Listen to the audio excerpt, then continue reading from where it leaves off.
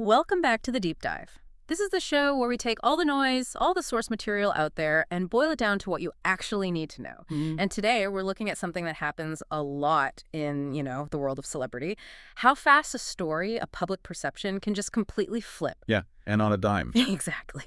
We're diving into a case that has it's dominated entertainment news. It's about two stars from a show that is an absolute global phenomenon. I'm talking about Millie Bobby Brown and David Harbour from Stranger Things. MB and DH, yeah. Their on-screen relationship is, it's the heart of that entire show. It is, and we've got a stack of reports here that detail this really significant alleged conflict between them, and it all blew up just days before they had to appear together on a very public red carpet. It doesn't add up. It's a core mystery. Yeah. And that's our mission today, right? To give you the context to see past the headlines, we're unpacking sources that claim a really serious, formalized complaint was filed against Harbour. And we're talking about allegations of harassment and bullying. Serious allegations. But the timing is what's so wild. This all supposedly happens, and then boom, they're at the final season premiere, and they look like best friends. Totally reconciled, smiling, laughing. Witnesses even called it warm, protective moments. So the question for you, listening, is pretty simple. How do you go from a formal HR complaint to a perfect public image that fast? Right. The internet is it's a mess of theories. Was it real? Was it fake? Was the makeup sincere? We're going to give you the shortcut to understanding what might be lurking in that gap. Between the private fight and the billion-dollar public face. And what we found might really change how you see their whole relationship and, frankly, how Hollywood deals with the crisis. Okay, let's start with the tension itself. Because these claims, they were structurally serious. They didn't just bubble up from nowhere. Yeah, let's unpack that. Before Season 5 filming was even really gearing up, what were the specific claims that came out about MBB and DH? So the main claim, the one that was reported almost everywhere, was that Millie Bobby Brown had filed a formal harassment and bullying complaint. And it was aimed specifically at David Harbour. A formal complaint, not just gossip. Exactly. And the sources really stressed how severe the documentation was. This wasn't just, a note about a minor disagreement. The complaint was described as long, detailed, and intense. Long, detailed, and intense. That suggests it wasn't a single incident, right? That points to a pattern. That's the implication. A pattern of friction, maybe something about workplace dynamics that built up over the years. Yeah. Power imbalance, perhaps. And that detail, the long and detailed part, that's what takes this out of the realm of just gossip and into something much, much more serious. Oh, absolutely. A feud is one thing, but a formal, documented complaint inside a huge studio, especially right before the final season of their biggest show, that's setting off all the internal alarms. It has to. And that's where we get to the operational impact, which the reports also detailed. Because the complaint was formal, an internal investigation was, it was mandatory. So it was actually happening. It was happening in the background while all the prep for the final season was going on. And for a production this massive, an internal investigation means HR is involved, lawyers are involved. You'd probably have, temporary separation protocols, right, to limit liability. You'd have to. And just stop and think about that. The final season of maybe Netflix's biggest hit ever is getting ready to go, and your two emotional leads are in a situation that needs ongoing legal review. Yeah. The financial risk is just astronomical. Insiders were even saying it was making pre-production a nightmare. They had to navigate scheduling just to keep them apart. And for us, for the audience, the biggest worry was, would this actually ruin their on-screen chemistry? Could you even finish the Hopper and Levin story if the actors can't stand each other? It would fundamentally change everything. Everything. Okay, so this is where the story just takes this incredibly sharp, confusing turn. If there's an active investigation and the risks are that high, how did they manage to just flip the script? Let's get to that red carpet. It was just days after all these reports came out. What happened? Well, the premiere was the answer, wasn't it? It was a perfectly managed piece of theater designed for maximum impact. Just them showing up together was a shock. That alone was a huge statement. But it was how they looked, their demeanor. The press analyzed every single second of it. So describe it. It wasn't just smiling for the cameras. What was the image they were projecting? Intimacy, unity. The reports cataloged everything. Genuine laughter, warmth. They were sharing little inside jokes. And the body language? That was the key. They were constantly side by side, these warm moments, as they were called. And there were even descriptions of David Harbour looking protective of her. It was the complete opposite of everything we just heard. The synchronization is it's fascinating. Right after the rumors hit their peak, you get this perfectly coordinated public display of resolution. Or at least a display of control. Exactly. The goal wasn't just to deny it, it was to reinstall that image, that beloved father-daughter bond that the whole show is built on. And it worked.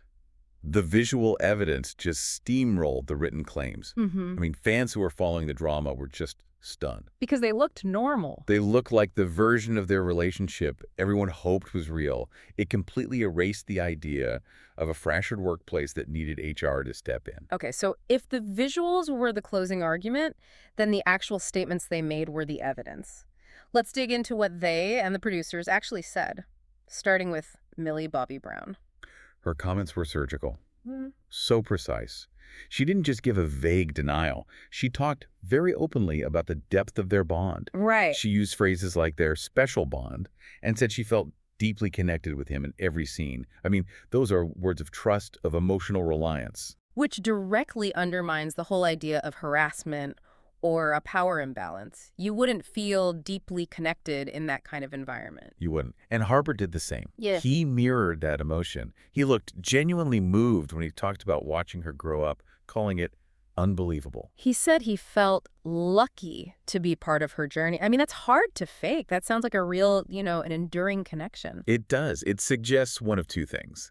Either there was a genuine resolution after a rough patch, or maybe the complaint was a huge misunderstanding that they managed to mediate, immediately. But the emotion they showed, even for great actors, Yeah. faking that under so much pressure would be incredibly difficult. Extremely. And then you have the creators and producers. We have to look at their language, Yeah. because that's where you see the crisis management strategy. And what's interesting is they didn't deny there was any friction. No, they didn't. They went with what you could call the "we're a family" defense. Yep. They were very firm but calm. They basically said, look, this cast has worked together for almost a decade. They're a family. And then they made this crucial admission. They said misunderstandings can happen. But wait, hold on. That framing the whole family thing, isn't that a way of, minimizing a potentially serious formal complaint? It makes an HR issue sound like a simple spat between siblings. That's the genius of the PR move. Oh. That's exactly it. They lower the legal severity while they pump up the emotional story. So they admit there was a problem. Yes, misunderstandings can happen, but then they immediately pivot. They stress that nothing that happened ever broke the respect they share. They basically admit to a little friction, but deny any real structural damage to the relationship. And the producers went even further, right? They pushed back against the rumors themselves. They did. They said the rumors didn't match the environment they know and protect. It's a full-spectrum defense. It protects the actor's bond, the cast's history, and the studio's workplace integrity all in one go. When a franchise is worth billions, you have to protect that core dynamic. The speed and precision of that whole counter-narrative. The visuals, the statements. It just shows you what was at stake. Absolutely. Everything was on the line for that final season. Okay, so let's try to put all this contradictory stuff together. This is what the deep dive is all about. You've got these intense claims, a formal investigation, followed almost instantly by this massive public display of affection and carefully worded denials. It's a true paradox. And the most valuable thing for you, listening, is to understand the questions that the sources leave unanswered. So what's the first one? First, were the allegations real but maybe exaggerated by the media? Or was this a genuine complaint that was just resolved incredibly fast behind the scenes? The speed of it all suggests some kind of expedited resolution, whether it was genuine or, mandated from the top down. And the second question has to be about the performance of it all. How do you go from a situation so tense it needs lawyers involved to a flawless picture of warmth on a red carpet in, a matter of days? Exactly. Are we seeing real reconciliation? Or are we seeing high-stakes image management at its most effective? I feel like the sources point to it being a bit of both. It had to be. I think so. It's a necessary hybrid. The Stranger Things brand could not survive a public war between its two biggest stars.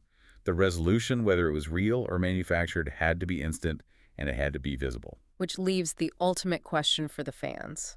What is the actual truth behind this relationship that we've all loved since season 1? The whole emotional core of the show depends on you believing in that Hopper and Eleven bond. Right, and this whole saga, it's a masterclass in media literacy. The real knowledge here comes from looking at these two competing sources, the private claims versus the public show, and realizing that the truth is probably hidden somewhere in that gap. We're watching high-level brand preservation in real time. But that's all it is. We see the performance of reality that the studio needed us to see, no matter what they actually had to solve behind closed doors. Okay, so to sum up our deep dive, we've mapped this really jarring journey from rumors of a formal, intense conflict that required an investigation to a powerful, emotional, and very public display of unity. And this all happened while the gears of that internal process were reportedly still turning. It was a rapid and I think necessary rewrite of the public story. Which leads us to a final thought for you to take away. As the final season of Stranger Things gets closer, the real central tension might not just be what's happening on the screen. You mean with the monsters and Hawkins and all that? Yeah, beyond that. The real mystery might be whether the off-screen story of these two stars and the truth of their relationship is just as gripping. Are we about to watch a final season that's a testament to their incredible bond, or a masterpiece of crisis management? It definitely shows you the power of public perception versus what happens behind closed doors, and how skillfully a studio can manage that gap when its biggest assets are on the line. Thank you for joining us on this deep dive. Yeah, thanks for listening. We hope this changes, just a little, how you watch that final season unfold.